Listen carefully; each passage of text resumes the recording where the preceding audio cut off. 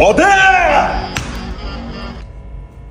Javob ber bile. Menga qara, javob ber. Instagramingdan qachondan beri yozaman sen bolaga. Ey, bu Odilxon deganlari hech qanaqa sportsmen emasligini, doim kuchi yo'q, urishni bilmaydigan odamlar bilan urishishini men sizlarga isbotlayman. U ne только men oddiy blogerman o'rtoqlar, sportsmen emas.